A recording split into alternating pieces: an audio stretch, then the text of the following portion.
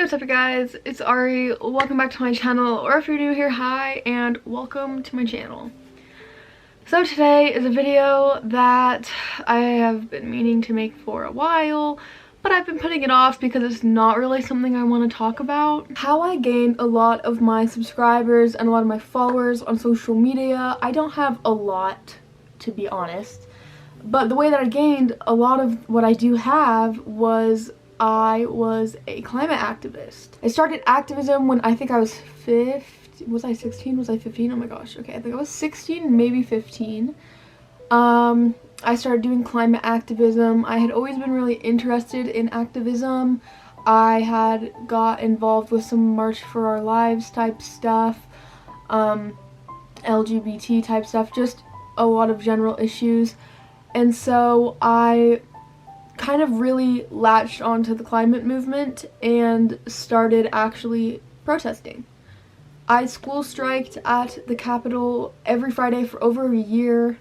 I organized lots of events. I attended lots of events. I gave speeches, and I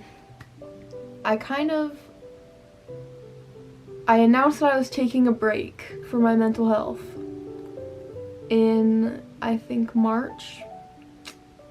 And it's November, and I never went back. Activism was a huge part of my life, and for a while that was actually kind of a bad thing. It was good that I was dedicating my life to something important, but it left no room for friendships or relationships or mental health or physical health or eating or sleeping. It wasn't good. I actually, 2019, on October 30th, the day before Halloween, I went to the hospital for mental health issues. And while I was there, at one hospital for 2 weeks, they decided that I needed to stay longer at a different hospital specifically for anorexia, and I ended up staying there until January of 2020. Luckily, I'm doing a lot better now. But that put a huge stopper in activism for me, and it also made me work on myself a lot. It kind of made me realize a lot about balance, and when I came back, I was so excited to start making videos again and to start doing activism again, but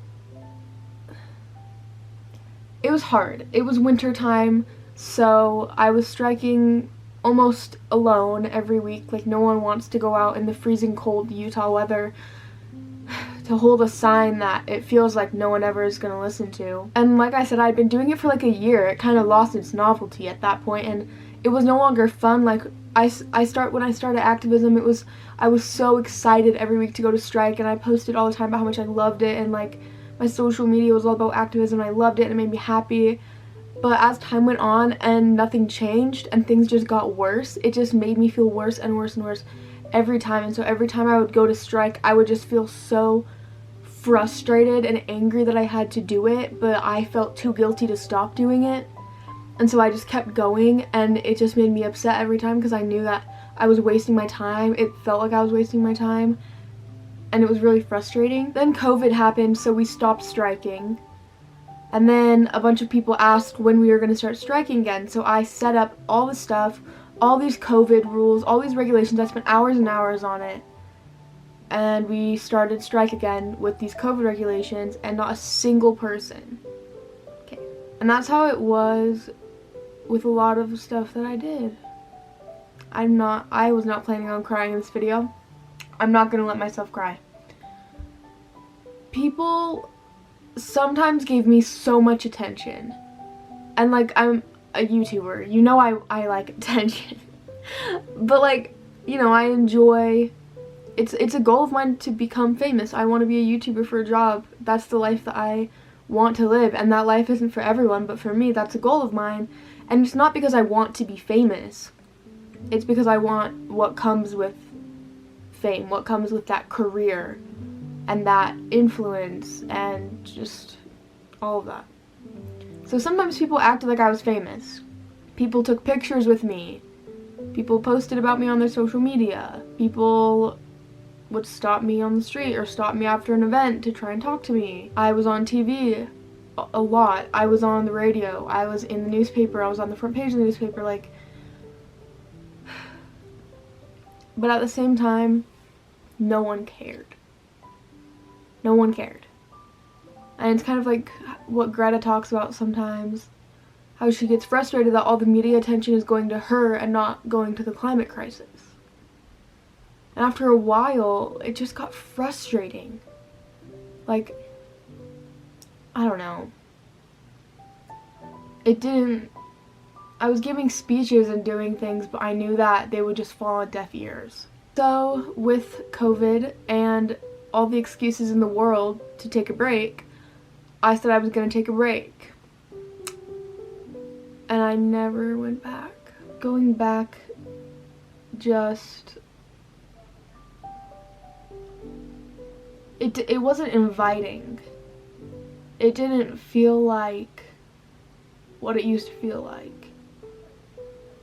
It was like, it was only negative emotion attached to it. It wasn't fun. It didn't make me feel empowered. There was no positive emotion. It was only anxiety and anger and frustration and worthlessness. So I never went back. So I decided that I needed to make a decision about what I was gonna do, because people still were waiting for me to come back. And I kind of decided that I wasn't gonna come back. And I don't mean that I'm not gonna engage in activism ever again, because I love going to protests. I love activism so much on a level, but I can't organize anymore. I'm not gonna put my soul. I haven't talked about this at all with anyone. I'm not gonna put my soul and dedicate everything that I am to something that no one is gonna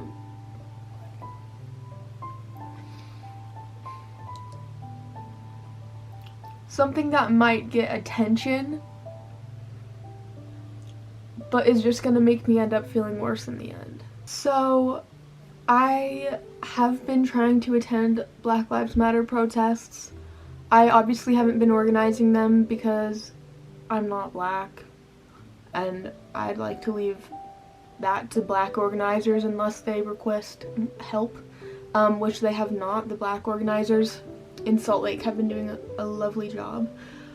So I've been still trying to attend things and go to things. I did speak at the Ecological Society of America conference, digitally, which sucked because I was excited for that. It was like a week-long thing, but I ended up just getting on Zoom for an hour, which that was really sad.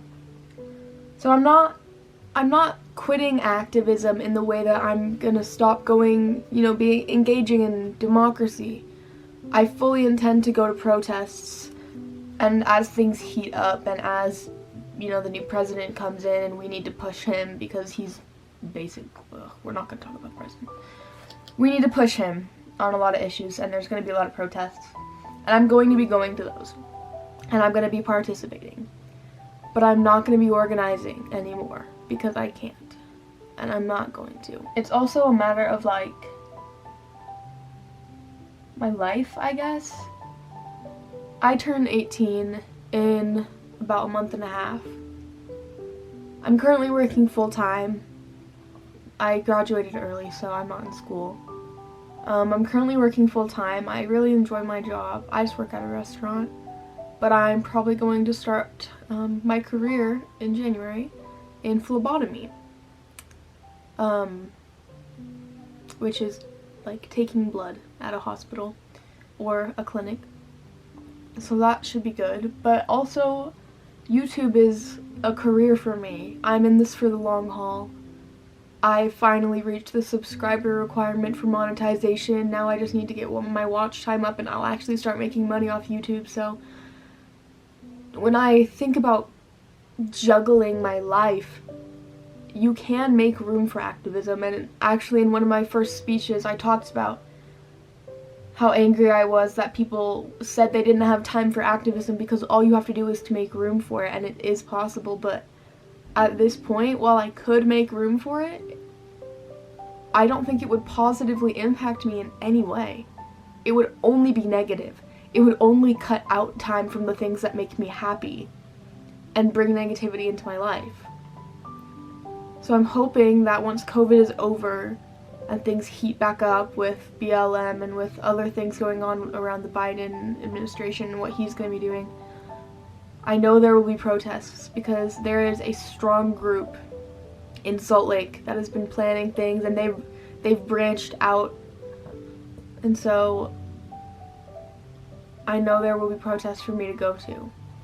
Regarding climate protests, Fridays for Future Utah, the organization that I co-created with one other girl, I have logged out of all of the social media. We decided not to renew the website. I was tired of feeling like I was screaming into the void when I used those platforms. So I stopped using them. A girl reached out to us through an email that ended up in my email, asking if we were still striking, if she could join us because she's been up there apparently for a few weeks, or if she should start her own thing. And I haven't heard back from her, but I officially said that I can log her into all the social media and give her full control of Fridays for Future Utah. Meaning that I would take 100% step back. And everything that I made, I would give to her, and I would no longer be involved. At least on an organizing level. So that's where I'm at. You guys wanted to know. So if you came to this channel from my speeches or from my activism videos, by the way, if you're interested in that, I'll leave a playlist in the description, a few playlists in the description of my activism videos and my speeches, which I honestly think my speeches are garbage looking back on them, but I liked them at the time. I'll leave stuff in the description for you guys. If you're interested in what my life as an activist actually entailed. Also, sorry I haven't been making eye contact with the camera. Eye contact is hard. But yeah, if you're here from that, thank you for being part of that for me and that journey, and for making me feel empowered and good about myself at that time, and being more supportive than anyone in real life or anyone in the government has been. Online has been the sweetest people ever. But this channel is not gonna be about activism anymore. I know that it hasn't been for quite a while, but I don't think I'm gonna be doing any more activism videos. Thank you for watching. I don't know, I don't really want to make this video, but I feel like I need to. So hopefully like it gets views, I guess. Hopefully I get watch time from this video to contribute towards monetization. And hopefully it gives some insight to everyone about me with the whole activism situation. And I know I've talked a little bit about it already, kind of on Twitter and little bits, and everyone's been super supportive. No one's been mad at me, but I don't know. It's weird. Okay, anyways, well, love y'all and see you on the streets. Bye!